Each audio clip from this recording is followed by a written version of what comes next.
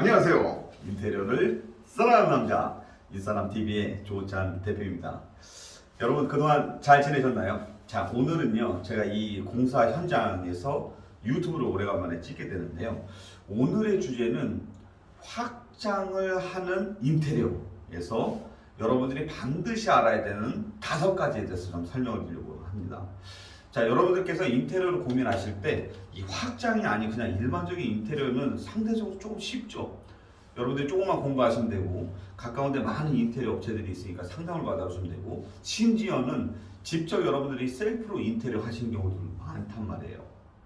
그러나 이 확장이라고 하는 인테리어는 상대적으로 굉장히 절차도 까다롭고 하드하고 어려운 부분들이 많기 때문에 전문가한테 맡기지 않으면 굉장히 낭패를 보는 경우들이 많거든요.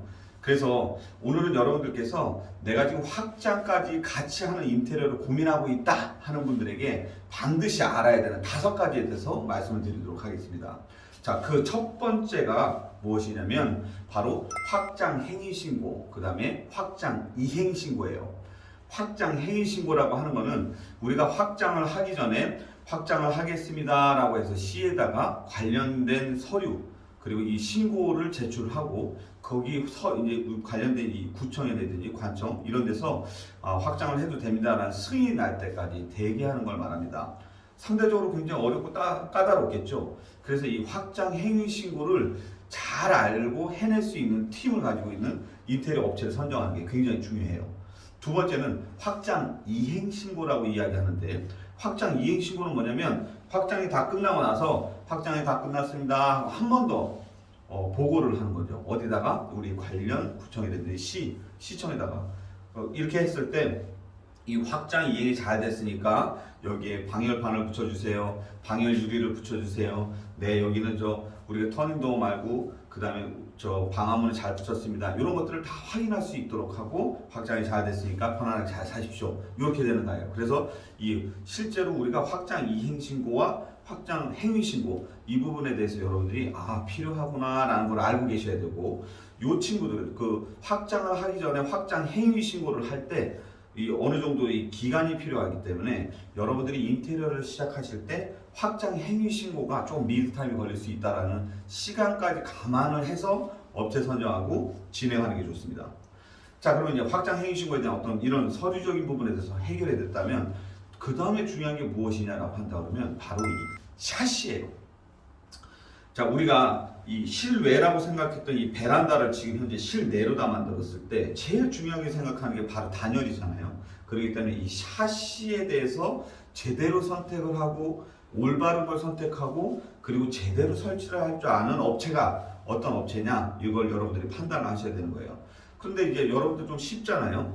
여러분들께서 샤시하고 이렇게 떠오르면 제일 먼저 떠오르는 브랜드가 있죠. 10년 무상 보증 해준다고 하는 그 브랜드. 그래서 이 샤시 같은 경우는 큰 브랜드에서 제대로 실천하고 제대로 실행할 수 있는 업체를 선정해라. 이걸 말씀을 드릴게요. 자, 그럼 바로 이 설비, 난방이라고 하는 건데요. 자, 우리가 여기 실외다 보니까 엑셀라인이라고 하는데 이 온수의 배관을 이 안쪽으로 다 이렇게 잘 돌려놓는단 말이에요. 이 난방을 할 때 2가지 관점에서 우리가 좀 잘 챙겨봐야 되는 게 있어요. 첫 번째는 뭐냐면 온수 배관을 제대로 집어넣는 것. 그래서 여기가 현재 실제로 따뜻하게 만들어주는 것. 두 번째는 뭐냐면 이 온수 배관에 대한 연결 부위를 제대로 체결해서 누수가 없도록 만들어주는 거예요. 전국적으로 이런 설비팀, 그러니까 아주 시공 품질이 좋은 설비팀을 같이 일을 하는 그런 인테리어 업체가 중요하겠다, 이런 말씀을 드려볼게요. 자, 그 다음에 이제 네 번째는 뭐냐면 바로 단열입니다. 우리가 이제 확장을 하고 나서 제일 많이 컨서닝 하는 거, 제일 많이 걱정하고 힘들어하는 건 뭐냐면 바로 단열이거든요. 그래서 단열에 대해서 전문적인 지식을 갖고 있다, 단열에 대해서 많은 경험이 있다, 이런 그런 업체를 선정하는 게 제일 중요하겠다라는 말씀을 드려볼게요.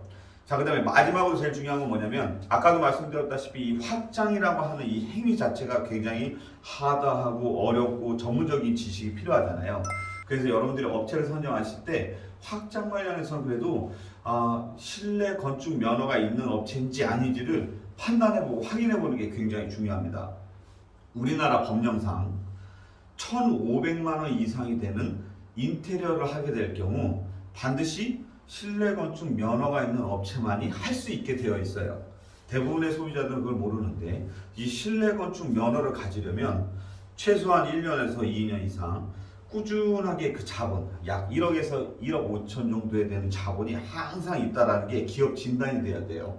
두 번째는 국가에다가 약 5천만 원 정도로 공탁할 수 있어야 돼요. 그래서 나중에 이제 분쟁이 있거나 문제가 있을 때 그 공탁금으로 해결할 수 있도록 배려를 해준 거죠. 세 번째는 이 현재 그 업체에서 일을 하는 직원에서 최소 2명 이상은 국가에서 발행하는 인테리어 관련된 국가 자격증을 가지고 있어야 됩니다. 딱 들어봐도 여러분 좀 뭔가 전문적이라는 느낌이 들죠?